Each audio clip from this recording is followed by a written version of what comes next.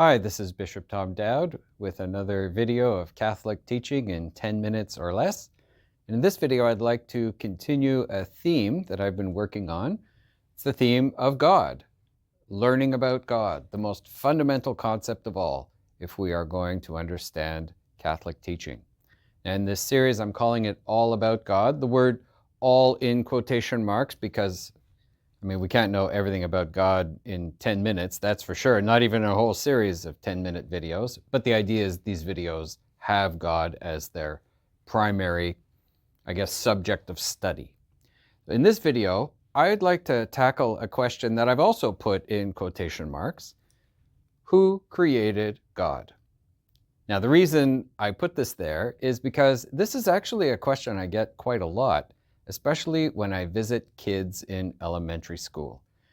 I love talking with kids. They're always so curious and they want to absorb information. They want to acquire insight and wisdom. And they're not afraid to ask questions that people might go, oh, come on, are you kidding me?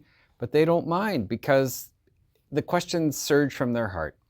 And one question they often ask is, they look at me and they say, Bishop, if God created everything, then who created God?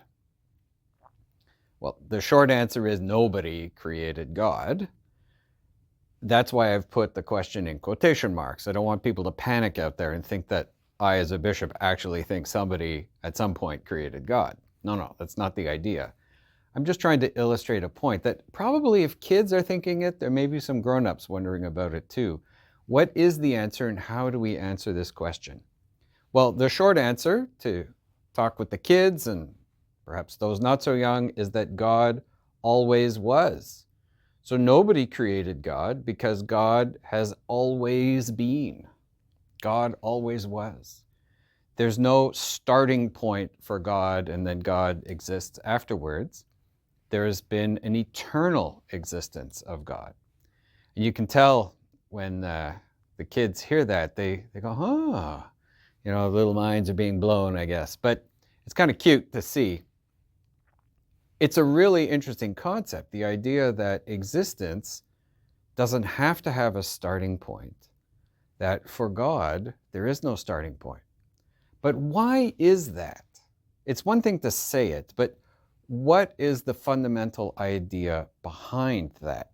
Well, Catholics believe that God is not just another being. Like, remember, the question of the kids is, if God created everything, in other words, if God created a whole series of beings, the stars, the planets, whatever, then who created God? They're looking at God as one being among others. But what we believe is that God isn't just one being among others. God is being itself. God is the source of being, the ground of being. God is being with a capital B. So he's not just a being. He's the very principle of being. We can see the implications of this as we look at objects around us. So for example, I have here a stapler. Okay, just got this off my desk. What do I use staplers for? Well, to staple stuff, to staple papers together, for example. And I also have here a golf ball. What do I use golf balls for? Well, to golf and hopefully get a hole-in-one. Hasn't happened yet, but who knows? Maybe one day. So I've got my stapler, I've got my golf ball. These two objects have something in common. They both exist. The stapler exists, and so does the golf ball. But while they both share this property of existence, they're quite different from each other, right? Like if I was to use the golf ball to try and staple papers together, that would be very strange.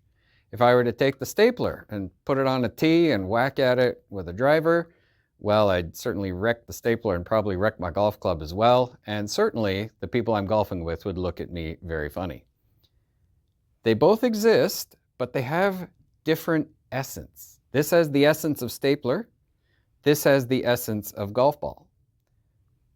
Two things that exist. They have something in common, their existence, but they have something different, the nature that they possess, that essence that they possess. So that is why I have put here on the board in red, for objects, their existence is not the same thing as their essence. They share this property of existing, they have being, but the manner in which they have it is different. They don't have the same essence. But for God, it's different. For God, his existence is his essence. Essence and existence are fundamentally the same. They're united. They overlap perfectly. Can never be separated. You can separate an object's existence from its essence. You take a book, you toss it in the fire, it's not going to be a book anymore. There'll still be something that exists, but it's going to exist as ashes, not as pages of paper. Existence, essence, separable. But in God, they are not. And so if God's existence is his essence, if his essence is to exist, that means that God is eternal, necessarily eternal.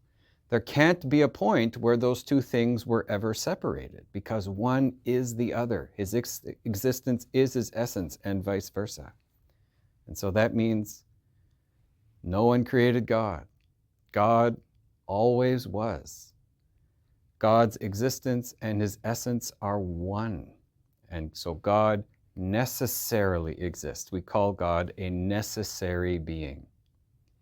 And therefore, that allows God to be the source of being for other things. God can be a creator, but God doesn't need to be created. Or you could put it another way and say that God is continuously creating himself throughout all of, well, not even time, it's before time itself. But you know, the word creation we usually reserve for other objects. So better to simply say that God has always been. God is the fundamental principle of being. God always was. Didn't need anyone to create him. He's not one object like other objects. Other objects, you can separate their existence and their essence, but not with God. God is the fundamental source of it all. Now, this has major implications for how we understand God as a creator, God as the one who gives being to other things. But that's going to take another 10-minute video, so please do stick around. In the meantime, I invite you to like this video, whatever social media you're using, and if you haven't yet, you can sign up for the Substack. If you want to get the videos directly to your email, be made aware of when they're coming out, you can sign up at the web address over there at 10minute.video. That'll bring you to a Substack subscription form, and you're most welcome to join me in that way. And as new videos come, they'll be sent directly to you. In the meantime, I wish you all the best, and God bless you.